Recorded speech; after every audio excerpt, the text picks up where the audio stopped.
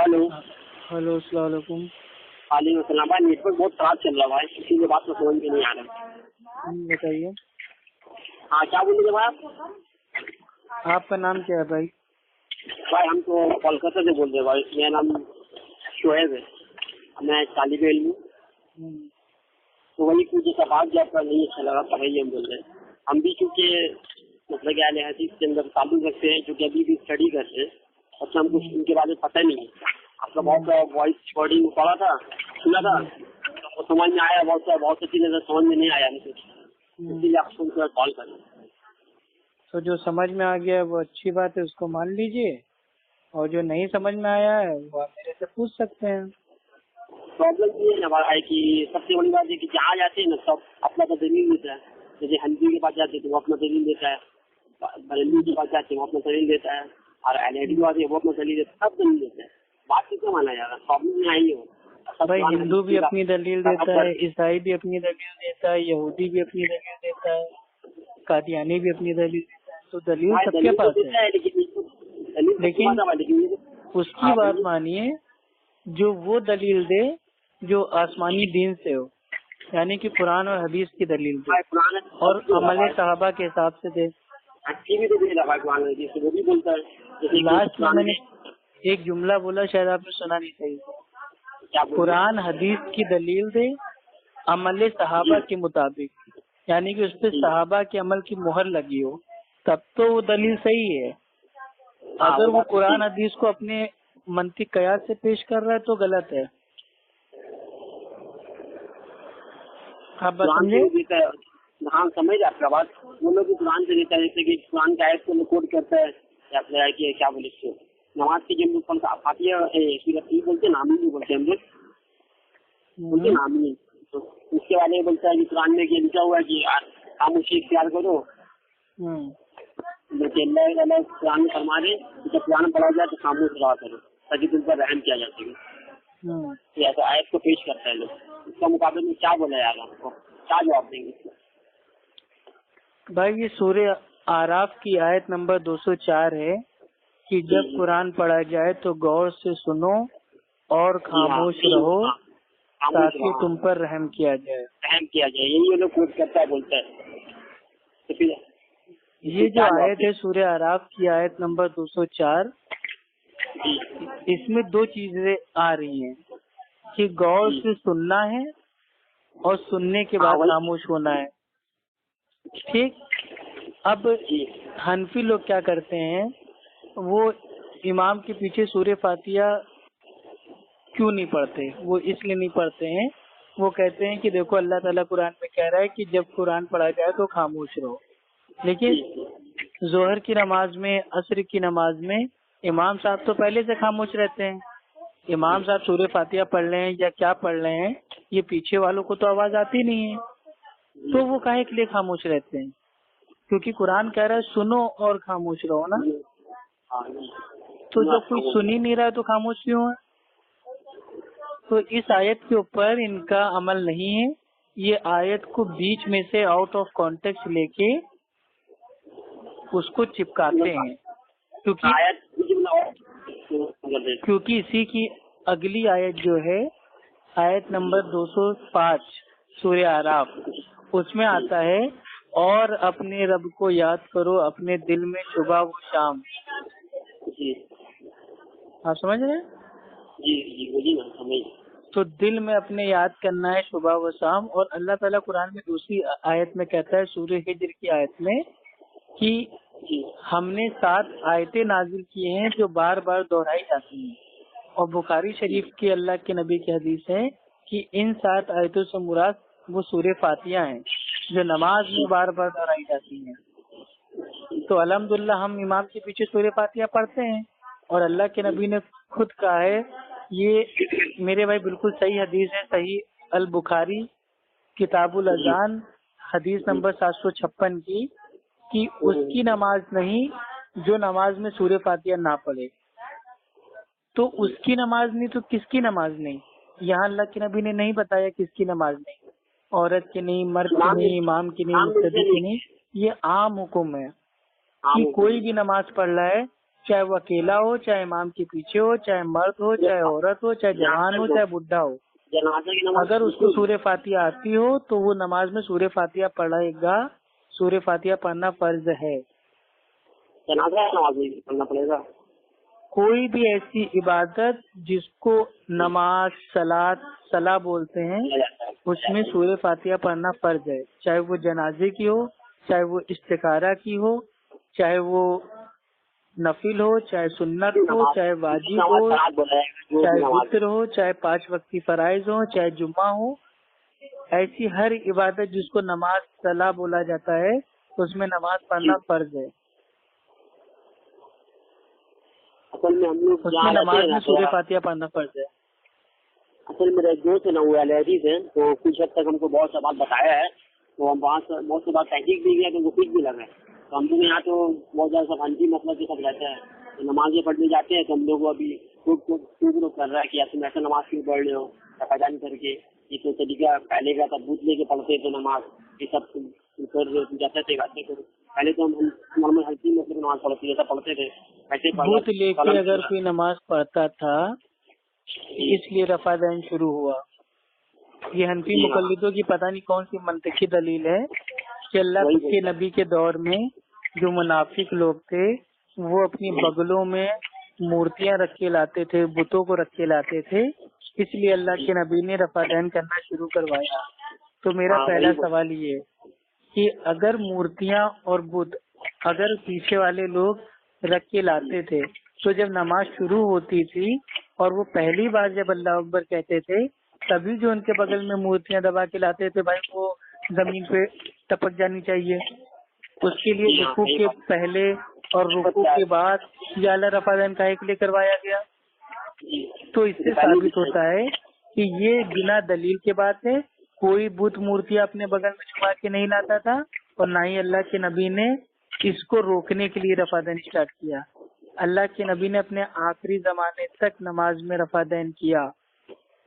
9ویں ہجری میں جو صحابی آئے انہوں نے اللہ کے نبی کی نماز کا طریقہ بیان کر دیا امت کو، اور اس طریقے میں رفع دین کرنے کا ذکر ہے. اور رفع دین کے تعلق سے الحمدللہ 400 سے زیادہ صحیح حدیثیں موجود ہیں اور صحابہ کے قول موجود ہیں کہ نماز میں رفع دین کرنا نماز کی زینت ہے، نماز کی خوبصورتی ہے. اور چاروں ائمہ برحق ہیں. یہ مقلدوں کا ایک دعویٰ ہے کہ چاروں امام برحق ہیں. 4 میں سے 3 امام رفع الدین کرنے کے قائل تھے، اور اگر رفع دین کرنا غلط ہے تو ان کو کہنا پڑے گا کہ امام شافعی غلط تھے، امام احمد بن حنبل غلط تھے، اور امام مالک جو موطا امام مالک میں عبداللہ ابن عمر والی نماز کے چیپٹر میں جو ایک ہی حدیث لائے ہیں رفع دین والی، یعنی کہ وہ ان کی حدیث بھی جھوٹ ہے. یعنی کہ 3 امام مکار تھے، ایک امام خالی برحق ہے، امام ابو حنیفہ رحمہ اللہ. تو وہ بولے نا منہ سے جو ان کے دل میں ہے. ہم بنا رفع دین کی نماز پڑھ سکتے ہیں، ضروری نہیں ہے. بنا رفع دین کی نماز اللہ کے نبی نے زندگی میں کبھی نہیں پڑھی. تو اگر آپ میرے بھائی پڑھیں گے تو یہ تو میرے بھائی اگر انجانے میں آپ کو رفع دین کا علم ہی نہیں ہے، آپ کو معلوم ہی نہیں رفع دین ہوتا کیا ہے، تب اگر آپ رفع دین چھوڑ کے نماز پڑھ لیں تو اللہ کی مرضی، اللہ قبول کرے نہ کرے. لیکن اگر آپ کو پتہ چل گیا ہے کہ رفع دین کرنا اللہ کے نبی کی سنت تھی، تمام صحابہ کرام رفع دین سے نماز پڑھتے تھے، نماز میں رفع دین کرنے پہ اجماع ہے، تمام امت کے لوگ کرتے ہیں سوائے حنفیوں کو چھوڑ کے، اور تعصب پرستی کی بنیاد پہ، مسلک پرستی کی بنیاد پہ اگر آپ اللہ کے نبی کی سنت چھوڑ کے نماز پڑھیں گے تو ایسی نماز اللہ تعالیٰ آپ کے منہ پہ مار دے گا آخرت میں. کیونکہ اللہ کے نبی نے صاف صاف فرمایا، صحیح البخاری کتاب الاذان حدیث نمبر 640، اس طرح نماز پڑھو جیسے مجھے پڑھتے ہوئے دیکھتے ہو. تو اللہ کے نبی نے کیا کہا؟ ایسے نماز پڑھو جیسے میں نے پڑھی ہے، مجھے پڑھتے ہوئے دیکھتے ہو، جیسے مجھے پڑھتے ہوئے صحابہ نے تم کو بتایا ہے، اپنے امام کے من مانے طریقے سے نہیں. عبادت اللہ کی ہوگی تو طریقہ اللہ کے نبی کا ہوگا. بھائی یہاں میں فرق بازی بہت زیادہ ہوتا ہے، یہاں نماز پڑھتے ہیں نا مسجد میں کے ساتھ دیکھتا ہے تو بولتا ہے आमीन जोर से बोलना है या धीमे से बोलना है, इसके ताल्लुक से देखिए इख्तिलाफ जो है वो ये है कि आमीन मतलब जहरी बोलना है, मतलब वो लाउड बोलना है, जोर से बोलना है, या सिर्री बोलना है, साइलेंट बोलना है, धीमे से बोलना है, इस पे इख्तिलाफ है। लेकिन आमीन बोलना ही नहीं है, इस पे कोई इख्तिलाफ नहीं है। हनफी इमाम तो आमीन बोलते ही नहीं है ना, वो तो सूरह फातिहा के बाद आमीन बोलते ही नहीं है, ना पीछे वाले बोलते हैं, ना धीमे से ना जोर से, वो बोलते नहीं है। जबकि बुखारी शरीफ की हदीस है कि जब इमाम कहे गैरिल मगजूबे अलैहिम वलद्दॉलीन तो आमीन कहो। जिसकी आमीन फरिश्तों के आमीन से मिल जाती है, अल्लाह ताला उसके पिछले गुनाह माफ कर देता है। तो अल्लाह के नबी कह रहे हैं आमीन कहो। और हदीस में आता है कि सहाबा जब आमीन बोलते थे तो मस्जिद एकदम गूंज उठती थी। तो आमीन हमें बोलना है, इमाम भी आमीन बोलेगा और पीछे वाले मुक्तदी भी आमीन बोलेंगे। भाई हम लोग यहाँ पे तो आदमी जो बहुत काफी आमीन चिल्लाना नहीं है कि आमीन, आमीन चिल्लाना नहीं है, आमीन बोलना है, लेकिन मुंह खोल के बोलना तो है ना। अब आमीन को एकदम पिए जा रहे हैं। आपको हम क्या बोले, हम बोल रहे क्या जलालुद्दीन काशी का आपको जानते ही नहीं आप क्या? जलालुद्दीन काशी में जीवन के जो मतलब तारीफ जो थे जलालुद्दीन कासमी अल्हम्दुलिल्लाह सुम्मा अल्हम्दुलिल्लाह, उनके हदीस पढ़ने का जो तरीका है ना अल्हम्दुलिल्लाह। अनस बिन मालिक रज़ियल्लाहु ताला अन्हु काला काला रसूलुल्लाह सल्लल्लाहु अलैहि वसल्लम, अल्हम्दुलिल्लाह ऐसे स्पीड में हदीस पढ़ते हैं, मजा आ जाता है। वो हम लोग यहाँ पर आए थे, प्रोग्राम हुआ था, तो हंसी लोग पकड़ के मारा, दस पूरा पड़ गया। किसका? हम लोग यहाँ वो जलालुद्दीन काशी साहब। इन्ना लिल्लाहि व हम लोग यहाँ पे देखिए अहले हदीस की ये शान है। अल्लाह के नबी ने जब तौहीद की दावत दी तो लोगों ने अल्लाह के नबी को पत्थर मारे, और आज अहले हदीस आलिम लोग तौहीद की दावत दे रहे हैं तो हनफी मुकल्लिद उनको पत्थर मारते हैं।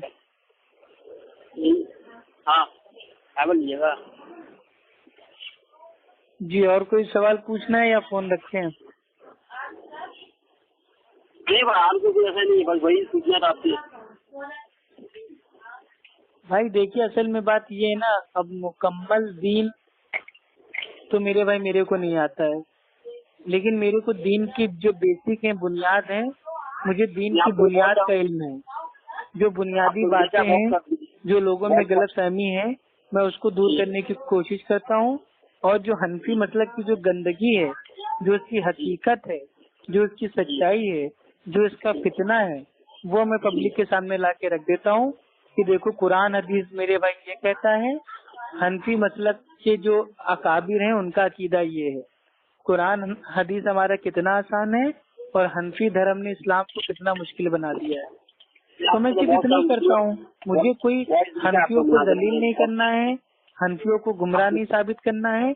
मुझे जो सच है वो हक बोलना है, और हक बोलने से मुझे कोई नहीं रोक सकता। आपने देखा बरेलवी लोग वाले ने देखा, बहुत सारे लोगों हालत साफ कर दिए लोग, बरेलवी लोग का ऐसा आवाज बोलने लगे शुरू हो जाता है। ये अपने वॉइस देखा आपने बना यूट्यूब में। भाई देखिए बरेलवी लोग से बात करना और देवबंदी लोग से बात करना ये बहुत ही मुश्किल है, आप समझ रहे हैं। आप किसी गैर मुस्लिम से बात कर लेंगे, उसको तौहीद की दावत देंगे तो हो सकता है उसके समझ में आ जाए, लेकिन ये बरेलवी देवबंदी लोग इतने शदीद शैतान हो चुके हैं कि इनको कुरान हदीस की बात बताओ तो काटने को दौड़ते हैं, और सीधे वहाबी और अहले हदीस और जहन्नमी का फतवा लगा के बस गाली गलौज करने लगते हैं। पक्का जा ही देता है तो पक्का जाए। चलिए खैर आप भी तहकीक करते रहिए, इंशाअल्लाह, ऐसी कोई बात नहीं है। अगर हमारी ऑडियो में कोई गलती हो जाए तो मुझके लिए माफी चाहते हैं, क्योंकि भाई हम कोई आलिम तो है नहीं, हम भी छोटे मोटे तालिब इल्म हैं। अरे एक और ऑडियो देखा था आपका, उसमें आपको मुफ्ती साहब आपसे बात करते थे, आपको बोला कि तुमको अच्छा अलविदा पढ़ के सुनाओ, तो आप शायद नहीं सुना था कि आप बोले कि हम उतना बड़ा मालूम नहीं है जो हम सुना पाएंगे।